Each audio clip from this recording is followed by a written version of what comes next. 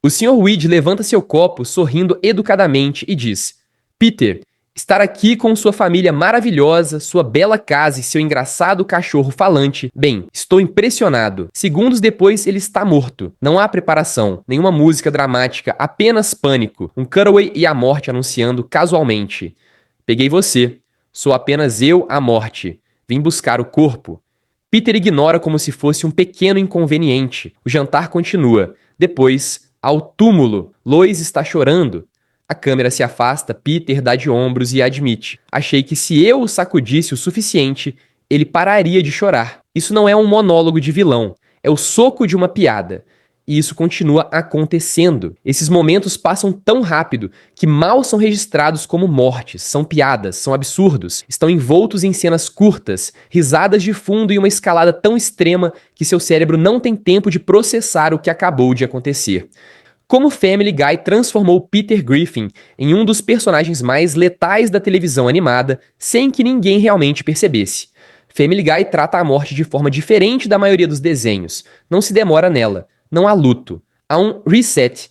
E no centro de muitas dessas fatalidades casuais e descartáveis está um personagem, Peter Griffin. Neste vídeo, estamos analisando cada morte de personagem importante causada diretamente por Peter, seja intencional, negligente, acidental ou feita inteiramente para rir.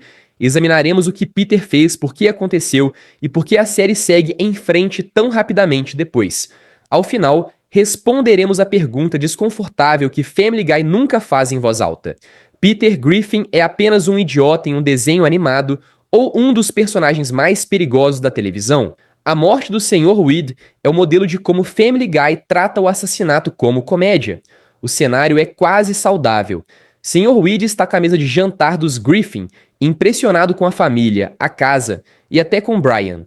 Ele sorri e anuncia: a partir de segunda-feira, gostaria de promovê-lo a chefe de desenvolvimento de brinquedos. A vida de Peter mudou para sempre. Então o Sr. Weed engasga. Peter não age de forma decisiva. Ele entra em pânico, enrola e continua falando. Tudo bem, tudo bem. Não vamos entrar em pânico. Ninguém sabe disso ainda. Essa frase sozinha diz tudo sobre as prioridades de Peter. Não se trata de salvar uma vida. Trata-se de evitar inconveniências. Quando a morte aparece, Peter suspira de alívio e diz: "Oh, graças a Deus!" Não há luto nem choque, apenas gratidão.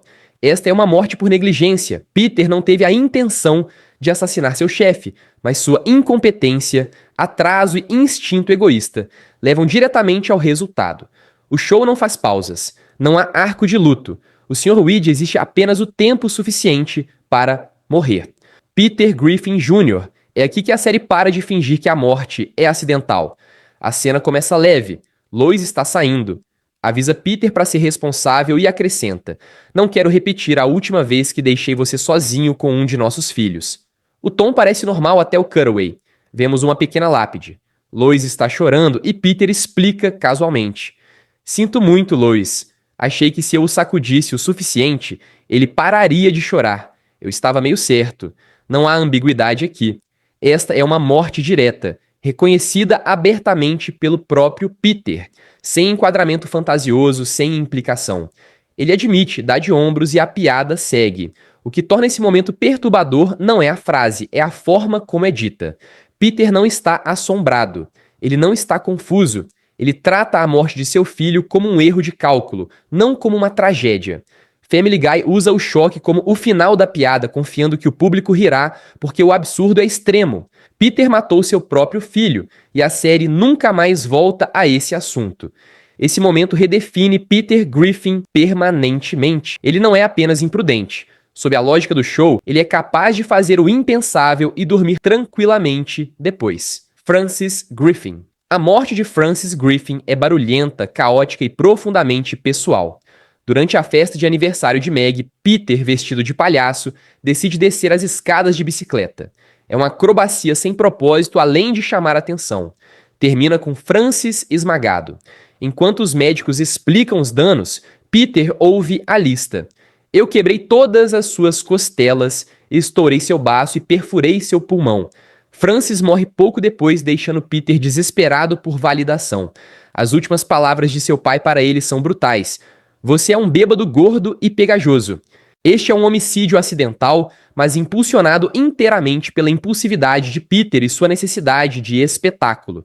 Ele não pretendia matar o pai, mas causou isso absolutamente. O que faz essa morte perdurar é que o show quase finge se importar. Há luto, reflexão e até um voto de sobriedade. Então, segundos depois, Peter substitui o álcool por crack e a lição evapora. Family Guy dá a Peter um momento de humanidade e imediatamente o anula. Francis morre não como um ponto de virada, mas como mais um degrau no ciclo de destruição de Peter. James, o gato. A morte do gato James é tratada inteiramente como piada, mas é uma das sequências mais perturbadoras da série. Peter decide raspar o gato de Quagmire e invoca o mito de que gatos têm 9 vidas. Quando o gato morre, todos entram em pânico. Peter descarta a preocupação. Bem, relaxem, pessoal, ele tem mais 8 vidas, e então ele continua. A cada vez, Peter faz a contagem regressiva. Ok, mais 7 vidas, 6, 5. Ignorando os pedidos para parar, ele trata a morte do animal como um problema de matemática. Este é um assassinato de humor ácido, mas também é intencional. Peter sabe exatamente o que está fazendo. O humor vem da repetição, da escalada e da calma horrorosa em sua voz. O que torna essa cena memorável não é a violência, é a lógica. Peter reduz a morte a uma tecnicalidade. Enquanto restarem vidas, nada importa.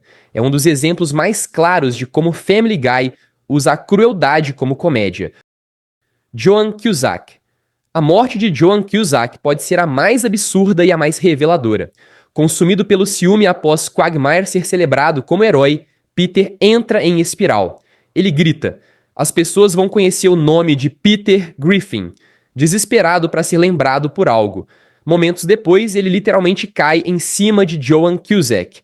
Não há preparação, nem enquadramento dramático, apenas um impacto súbito seguido pela percepção silenciosa de Peter. Icho. Este é um assassinato puramente acidental, causado pelo colapso movido pelo ego de Peter. Ele enfia o corpo dela em uma caixa de correio e segue em frente. A piada não é a morte, é o quão insignificante ela é. Mesmo matar uma celebridade não dá a Peter o reconhecimento que ele deseja. Esta morte encapsula perfeitamente a tese do show. Peter Griffin deixa destruição por onde passa. A capacidade de Peter para matar funciona porque segue uma lógica interna absurda, mas consistente. A morte não é aleatória, é uma extensão de seu ego, incompetência e impulsividade. Sr. Weed morre pelo pânico de Peter. Peter Jr. morre por cuidados equivocados. Francis morre por acrobacias imprudentes. James, o gato, morre pela curiosidade obsessiva de Peter. John Cusack morre porque Peter quer reconhecimento. Cada ato escala em perigo e absurdo. No entanto, o show trata isso com leveza. Intencional, acidental ou negligente, a lógica é simples. Se Peter estiver envolvido, a sobrevivência é opcional. Family Guy permite que esses assassinatos coexistam como piadas, cutaways e gags visuais, tornando Peter um dos personagens mais letais da animação, sem nunca quebrar o tom cômico. O que torna as mortes de Peter memoráveis não é o realismo, é o contraste. Ele é um bobalhão cuja estupidez causa o caos. Um chefe engasga no jantar, uma criança morre sob seus cuidados, um pai é esmagado por uma palhaçada, um gato é metodicamente massacrado, e uma celebridade é esmagada pelo ego alheio. Cada morte escala em absurdo, mas aterrissa como humor. A letalidade não vem da malícia, vem da incompetência de Peter que distorce o universo. A morte se curva silenciosamente ao redor dele, muitas vezes despercebida, sempre inevitável. E enquanto o show ri, os espectadores ficam com a verdade desconfortável. Peter Griffin não é apenas imprudente, ele é perigoso, e a série se delicia em nos deixar assistir a tudo isso acontecer.